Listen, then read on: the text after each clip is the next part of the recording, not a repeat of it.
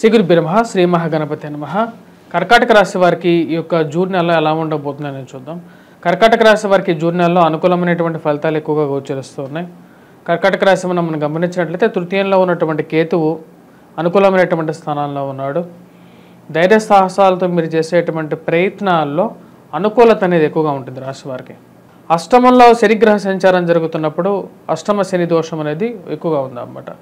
దాని ప్రభావం ఉన్నప్పటికీ కూడా ఇప్పుడు ఈ సంవత్సరంలో ఆల్రెడీ గురువు వచ్చినప్పటికీ చాలా మంచి స్థానంలోకి మారాడన్నమాట. రాశి వారికి లాభస్థానాల్లోకి వచ్చినప్పటికీ గురుగ్రహ సంచారం జరిగింది మే 1వ తారీఖున. అప్పటి నుంచి రాశి వారికి వచ్చినప్పటికీ కొంచెం రికవరీ అనేది ఉంటుంది. గత సంవత్సరంలో పోగొట్టుకున్నటువంటివన్నీ మే నుంచి రాశి వారికి రాబోతున్నటువంటి సంవత్సరం మొత్తం కూడా అనుకూలమైనటువంటి ఫలితాల కన్నా కొంచెం ఎక్కువగా ఉంటుందన్నమాట. బెటర్ రిజల్ట్స్ అనేది కానీ ఉంటుంది. ఈ యొక్క నెలలో మనం గమనించినట్లయితే రవిగ్రహ సంచారం అనేది లాభస్థానంలో జరుగుతున్నది. లాభస్థానంలో ఉన్నటువంటి రవి పూర్తి యోగకారకుడు. వృత్తిపరంగా వ్యాపారపరంగా కూడా అనుకూలమైనటువంటి ఫలితాలు ఎక్కువగా ఇవ్వగలుగుతాడు. ధన సంబంధితమైన విషయాల్లో కూడా అనుకూలత అనేది ఎక్కువగా ఉంటుంది. లాభస్థానంలో గురువు, రవి, బుధుడు, శుక్రుడు కలిసినటువంటి కాంబినేషన్ ఉందన్నమాట. మొదటి 15 రోజులు ఈ కాంబినేషన్ లాగే ఉంటుంది. 15వ తారీఖున వచ్చేటప్పటికే రవి లాభస్థానం నుంచి వ్యయ స్థానానికి మారబోతున్నాడు అన్నమాట. అదేవిధంగా బుధుడు, శుక్రుడు కూడా వచ్చేటప్పటికి వ్యయ స్థానంలోకి మారబోతున్నారు.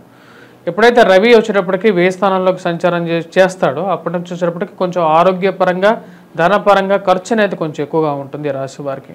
ఆ విషయంలో కొంచెం జాగ్రత్తగా ఉండాలి. ముఖ్యంగా డబ్బు అధికంగా ఖర్చు పెట్టే విషయంలో కొంచెం కంట్రోలింగ్గా ఉండాలన్నమాట. ఇన్వెస్ట్మెంట్స్ 15వ తారీఖు తర్వాత మీరు చేసేటువంటి ఇన్వెస్ట్మెంట్స్ అంతగా అనుకూలించే పరిస్థితిగా గోచరించట్లేదు. కాకపోతే లాభస్థానంలో ఉన్నటువంటి గురువు వచ్చేటప్పటికి ధన సంబంధితమైన విషయాల్లో ఇన్ఫ్లో అనేది బాగానే ఉంటుంది రాశి వారికి. వ్యాపార పరంగా కానీ, వృత్తిపరంగా కానీ మీరు పెట్టినటువంటి డబ్బు 10 రెట్లు పెరిగింది అని చెప్పి మీకు తెలియటం అనేది జరుగుతుంది. మీరు ఎప్పుడో ఇన్వెస్ట్మెంట్ చేసినటువంటి ఒక భూమి లేకుండా ఉంటే ఎక్కడ కొన్నటువంటి స్టాక్స్ కానీ, నువ్వు వదిలేసినటువంటి స్టాక్స్ కానీ, మర్చిపోయినటువంటి స్టాక్స్ ఏవైతే ఉన్నాయో అవి పెరిగాయని, ఆ యొక్క భూమి రేటు పెరిగిందని తెలుసుకోవడానికి మానసిక సంతృప్తికి గల కారకంగా తయారవుతుంది. స్నేహితులు, బంధువులు మరియు అదేవిధంగా చాలా దూరంగా జరిగినటువంటి వారితో కూడా సత్సంబంధాలు అనేది మళ్ళీ మెరుగుపరుచుకోగలుగుతారు. ఈ యొక్క నెలలో 15వ తారీఖు తర్వాత వాళ్ళని కలవటం, వాళ్ళతో గడపటం, వాళ్ళతో గడిచిపోయినటువంటి ఏవైతే కొన్ని ఇష్యూస్ ఉన్నాయో వాటిని మర్చిపోయి మీదట ముందు అందరం బాగుండాలి అని చెప్పి మీరు తీసుకునేటువంటి కొన్ని నిర్ణయాలు అందరూ స్వాగతిస్తారు. ఆ విషయాలు మీ మానసికంగా కూడా మీరు చాలా ఆనందపడతారు. ఎందుకంటే మన ఫ్రెండ్స్ మరియు అదేవిధంగా బంధువులు అంటే స్నేహితులు, బంధువులు వీరి యొక్క తోడ్పాటు అనేది చాలా ముఖ్యం జీవితంలో మన పైకి ఎదగటానికి. ఎందుకంటే మన చుట్టూ ఎప్పుడన్నా ఏదైనా ఇష్యూ ఉన్నా సరే 10 మంది మనకి రావాలి అంటే పిలవగానే మనకు చుట్టూ ఉండేటువంటి ఫ్రెండ్స్ కానీ, లేకుంటే బంధువులు కానీ, స్నేహితులు కానీ వీరే ముఖ్యం అని చెప్పి తెలుసుకోవటం, మరి అదేవిధంగా వారిని ఇంకా దగ్గరికి చేర్చుకోవాలని చెప్పి ఆలోచిస్తారన్నమాట. అవన్నీ సానుకూల పడతాయి 15వ తారీఖు తర్వాత ఈ రాశి వారికి. గురువు లాభస్థానంలో ఉన్నప్పుడు స్నేహితులు, బంధువుల ద్వారా కొంచెం ఎక్కువగా వీరికి సపోర్ట్ అనేది ఉంటుంది. ఫైనాన్షియల్ మూమెంట్తో పాటు ఆర్థికంగా మరియు అదేవిధంగా బంధువర్గంతోనూ కొంచెం సత్సంబంధాలు అనేది ఎక్కువగా ఏర్పడుతూ ఉంటాయి. వివాహ ప్రయత్న సంబంధితమైన విషయాల్లో 15వ తారీఖు తర్వాత లాభించడం అనేది జరుగుతుంది. మరియు అదేవిధంగా బాత్రూమ్ సంబంధితమైన విషయాలు అంటే బ్రదర్స్ సిస్టర్ రిలేషన్షిప్స్ అనేవి కొంచెం అనుకూలమైనటువంటి ఫలితాలు గోచరిస్తున్నాయి. అంటే సత్సంబంధాలు అనేది కొంచెం మెరుగుపడే అవకాశంగా గోచరిస్తూ ఉన్నది. మీరు ప్రేమించినటువంటి విషయాన్ని ఇంట్లో చెప్పాలని చెప్పి మీరు ఆలోచనతో ఇంట్లో చెప్పాలి అని చెప్పి చెప్పడం జరుగుతుంది. ఆ విషయాల్లో కూడా ఇంట్లో ఒక సానుకూలమైనటువంటి నిర్ణయం తీసుకోవటం అనేది జరుగుతుంది అన్నమాట. అంటే నేను ఈ చిన్న విషయానికి ఎంత భయపడ్డానా అని చెప్పి ఒక ఆలోచన మీకు ఏర్పడుతుంది. ఇంట్లో కూడా ఒక పాజిటివ్ వాతావరణం, బంధువులు, స్నేహితులు విషయాల్లో మరి అదేవిధంగా కుటుంబంలో ఒకరికి ఉద్యోగ ప్రయత్న సంబంధితమైన విషయాల్లో కుటుంబంలో ఒకరికి ఉద్యోగం రావటం అనేది జరుగుతుంది. ఈ రాశి వారికి వచ్చేటప్పటికి మొదటి 15 రోజుల్లో ఎక్కువగా అనుకూలమైనటువంటి ఫలితాలు అనేవి గోచరిస్తూ ఉన్నాయి. రాజస్థానంలో ఈ రాశి వారికి వచ్చేటప్పటికి కుజగ్రహ సంచారం జరుగుతుంది అన్నమాట. కుజుడు ఎప్పుడైతే రాజస్థానంలోకి సంచారం చేస్తాడో ఈ రాశి వారికి ఉద్యోగ ప్రయత్నాల్లో అనుకూలత ఉన్నప్పటికీ కూడా ఏదో ఒక రకమైన అడ్డంకి ఏర్పడుతూ ఉంటుంది. అది రాజకీయ పరంగాను అదేవిధంగా మీరు పనిచేస్తున్నటువంటి కార్యాలయాల్లోనూ కొన్ని అడ్డంకులు ఏర్పడుతూ ఉంటాయి. అవి ఎలా ఎదిరించి మనం ముందుకు వెళ్ళాలి అని చెప్పే విషయంలో ఎక్కువగా ఆలోచిస్తూ ఉంటారు. ఆ యొక్క ఎదిరించడానికి ఆ విషయాల్లో ఎలాగ సొల్యూషన్ తీసుకురావడానికి మీరు చేసేటువంటి ప్రయత్నాలు అనేవి ఒక ముడికి రావడం జరుగుతుంది అన్నమాట. గృహవాహన కొనుగోలు సంబంధితమైన విషయాల్లో సానుకూలమైనటువంటి ఫలితాలుగానే చెప్పవచ్చు. ఇంట్లో వాళ్ళందరూ కలిసి ఒక నిర్ణయం తీసుకోవాలి, ఒక మాట మీద ఉండాలని చెప్పి నిర్ణయించుకుంటారు. ఇంట్లో ఒకరికి ఉద్యోగం రావడం మీ మానసిక సంతృప్తికి గల కారకంగా తయారవుతుంది. ట్రాన్స్ఫర్స్ రిలేటెడ్ ఇష్యూస్లో ఒక సానుకూలమైనటువంటి నిర్ణయం పొందడం అనేది జరుగుతుంది. ఉన్నత స్థాయిలో ఉన్నటువంటి వారితో సత్సంబంధాలు మెయింటైన్ చేయగలుగుతారు.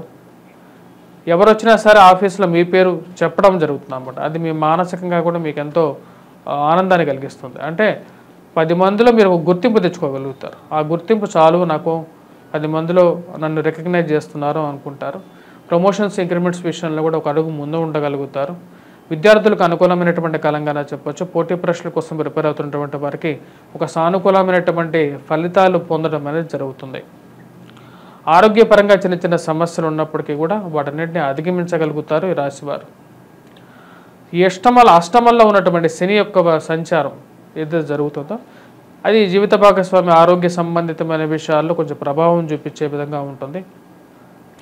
ఆరోగ్యపరంగా కూడా చిన్న చిన్న చిక్కులు అనేది ఏర్పడుతూ ఉంటాయి. ఆ యొక్క చిక్కుల నుంచి బయటకు రావడానికి ఎక్కువగా ప్రయత్నం చేయాలి రాశివారు. దూర ప్రాంత ప్రయాణ సంబంధితమైన విషయాలు లాభించే విధంగా ఉంటాయి. విదేశీయాన ప్రయత్న సంబంధితమైన విషయాల్లో సానుకూలమైనటువంటి ఫలితాలు పొందడం అనేది జరుగుతుంది. గత సంవత్సరంలో వీసా స్టాంపింగ్ 2-3 సార్లు చేసుకున్న తర్వాత కూడా పోలేనటువంటి పరిస్థితి, స్టాంపింగ్ కోసం ప్రయత్నం చేసి వెనక్కి వచ్చినటువంటి పరిస్థితి. ఆ యొక్క పరిస్థితుల నుంచి ముందుకు వెళ్ళగలుగుతారు. చిరకాల వాంచేటటువంటి విదేశీ విద్య మరి అదేవిధంగా విదేశీ ఉద్యోగం గురించి మీరు చేసేటువంటి ప్రయత్నాల్లో ఒక సానుకూలమైనటువంటి నిర్ణయం అనేది తీసుకోవడం జరుగుతుంది. ఆ సానుకూలమైనటువంటి ఫలితాలు రావటం మీ మానసిక ఆనందానికి గల కారకంగా ఉంటుంది. ఉద్యోగ ప్రయత్నాల్లో అనుకూలత అనేది పొందడం అనేది జరుగుతుంది.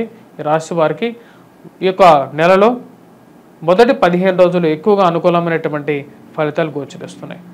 ఈ రాశి వారిని గమనించినట్లయితే ఎటువంటి పరిహారాలు చేసుకోవాలి అని మనం చూసినట్లయితే ఈ రాశి వారికి వచ్చేటప్పటికి 1000 స్థానాల్లోకి రవిగ్రహ సంచారం జరగబోతున్నది 15వ తారీఖు తర్వాత.